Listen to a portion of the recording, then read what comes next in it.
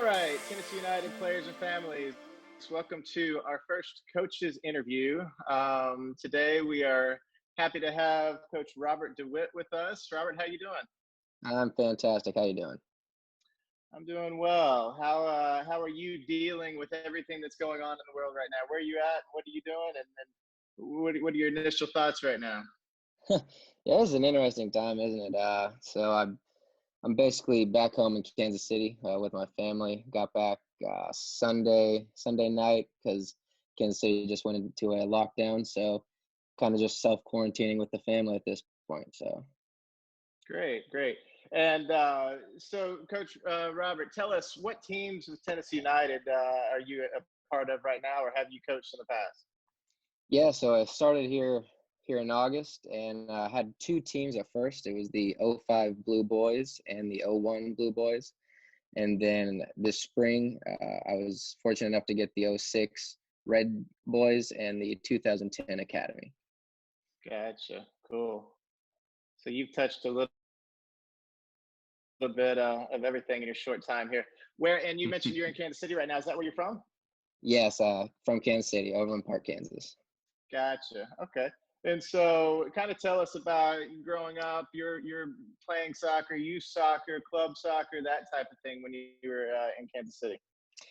Yeah, so youth soccer here in Kansas City, it kind of ballooned when sport in Kansas City became big. So before that, it was kind of uh, had this club called the Stars, and we, if you wanted to be on that team, it was kind of the biggest club in Kansas City, and so we kind of had to do that, and then it kind of ballooned into Sporting Kansas City, Sporting Blue Valley, and that's where I kind of spent most of my time was under the umbrella of Sporting Kansas City, and that's kind of how my club team. And it was kind of all over the place in Kansas City because it wasn't very structured or organized up until my high school days, but it seems to be now a well-oiled machine.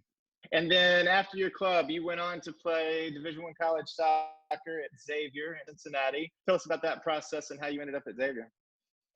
Yeah, so that was pretty funny. So I think it was in my junior year, uh, that summer going into my senior year, I ended up doing around four or five different ID camps. I think I started out with Ohio State, uh, went to Marquette, Creighton, the Indiana camp, and then it was at the Indiana camp where there was just an array of coaches, and I I did decently well apparently, and I made the All Star team. Was At the end of it, one of the coaches, the Xavier head coach, came up to me and said, "Hey, we like what you did here. We'd love to see you some more." So they invited me over to their camp at Xavier. I think it was like 2 weeks later, and went down there. That was kind of a mess. The flight kind of got delayed, and there was this whole big process where I missed a couple of days for the camp, and so I only got to show up for the last day. But I played the last day, and then we talked afterwards, and he said, "All right, we'll talk here in a week or two." And they sent me an email a couple weeks later with an offer, and I accepted, and it all happened within that short period because of the ID camps. Okay, cool.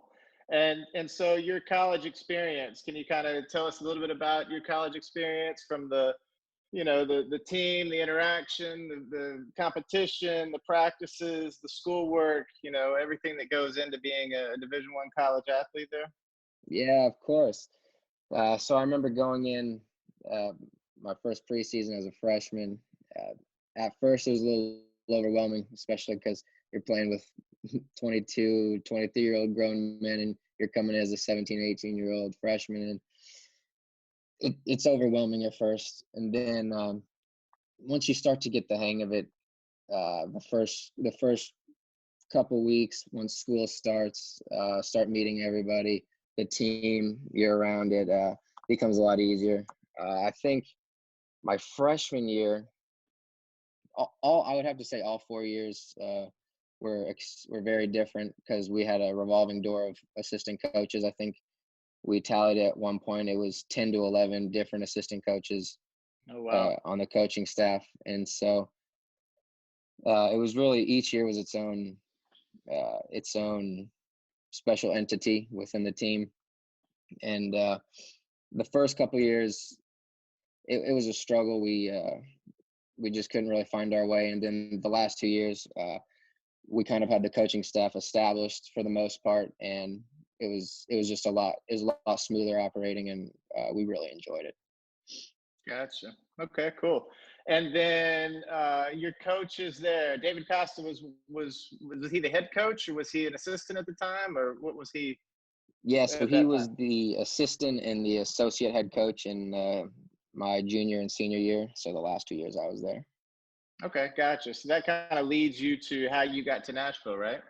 Yeah, basically it was I think January of my junior year. I was searching for jobs, and I knew I'd wanted to get into coaching. And I called Costa up because he had just accepted the head coach at Belmont, and he told me, he asked me what I was trying to do, and he said, "Well, I might have something for you.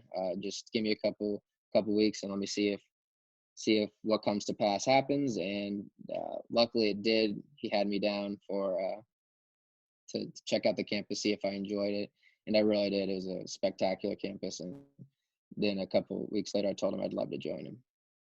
Gotcha. Well, cool. Well, yeah, we've got a pretty strong Belmont ties within the club. I know we've got three or four coaches that played there, and Right. actually a handful of parents as well that played there. So we're excited to continue that Belmont tie. And yeah, when we were talking to Coach Costa about him bringing in some coaches, we were, saying, "Hey, keep us in mind." He said, "I got this great guy I'm trying to bring in. Can you help? Can you help me out?" And yeah, we were glad to be able to get you on board at Tennessee United. Yes, I was very excited as well. So why did you decide you wanted to get into coaching? Yeah, so I remember must have been when I was in high school.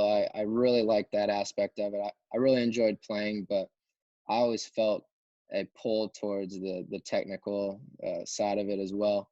And I felt like I really wanted to do that.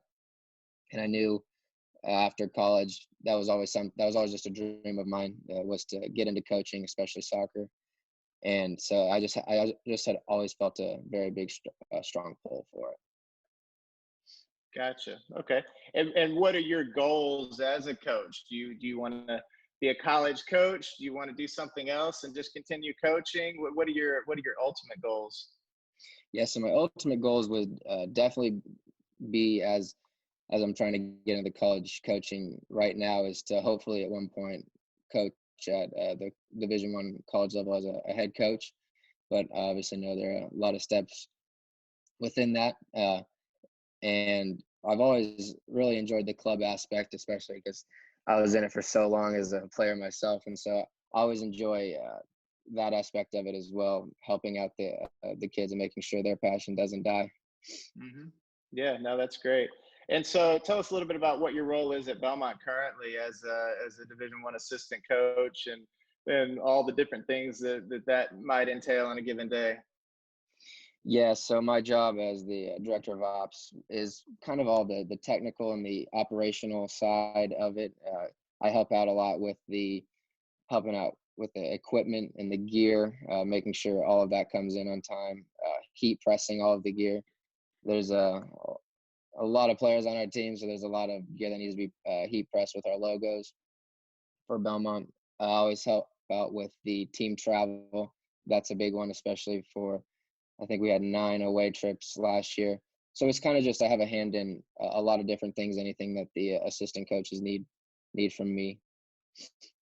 Okay, cool. And so now, switching over as you balance that job with also coaching within Tennessee United, tell us a little bit about what you've enjoyed about being a part of Tennessee United, and some of that aspect of what you're doing right now. Yeah, for sure. I actually remember, I think it was the first couple weeks I was on the job with United. It was my '05s and I had my '01s. I went into Belmont, and they were asking me how my club coaching was going, and I said, honestly, the players are fantastic, and I mean that in both the personal and the soccer way. I haven't met a better group of people than I have at Tennessee United, and I thought that was kind of special because I remember being in my club days. You get the occasional couple kids that you didn't want to be around, or the coach was unbearable, but I haven't had that issue here, and I've enjoyed every moment of it.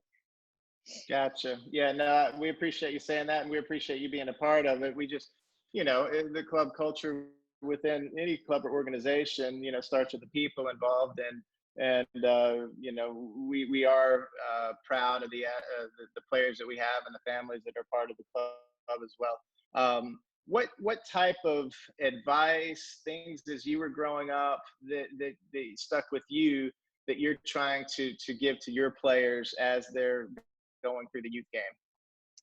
Yeah, so I think one of the most important things, especially for the age groups I've coached, is basically in the high school age group as of right now, is to kind of just make sure, and this kind of also goes along for my 2010s, but to make sure that the enjoyment doesn't die, to make sure that they're still having fun, because this isn't a job for them. This is just something that they should enjoy to get away from school.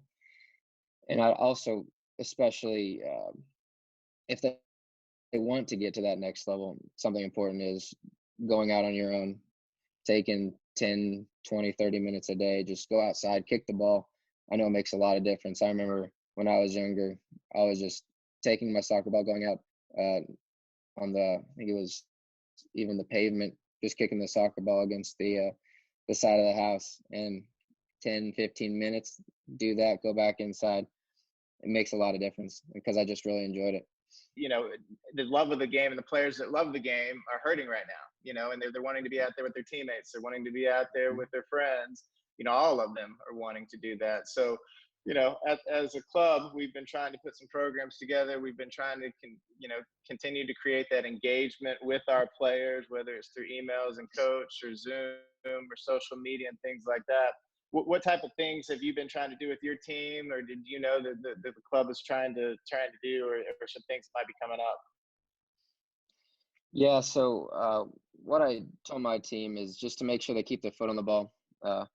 Obviously, I think something we'd worked on in the winter that I hope they enjoyed was the juggling competitions. It's just such a simple and easy way. It's something that you can do 5-10 minutes every day by yourself. It's just helping keep your foot on the ball, get your touches.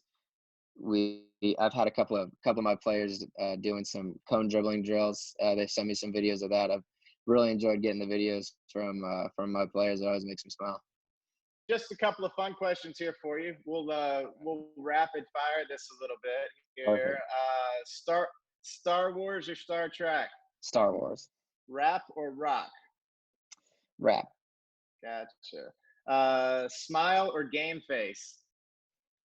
Well, let's go smile. Comedy or horror? Definitely comedy. What's your favorite comedy movie?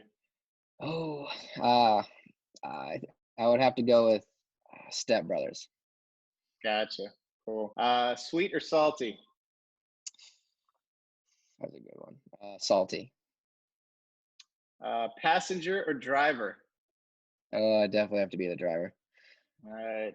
Are you a sunrise or a sunset person? Sunrise. Gotcha. Well, glad we got you this morning then.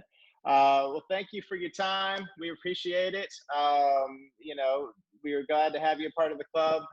Look forward to seeing your growth as a coach. And anything else you would like to leave the players with? Yeah, no, I just want to say thank you guys for having me out. I know these are interesting times for the club and all the players as well. For the players, just enjoy it. I know this is a rough time, but go out, enjoy the outdoors while you can, your backyard, get some touches in. Just make sure to keep your foot on the ball just for your own health and for the sake of the spring season we're going to have here soon. But thanks for having me out. Cool. Thank you. And thank you all Tennessee United players and families out there for watching. We hope you enjoyed it. Thank you, Coach Robert. And we'll try to do one of these again soon.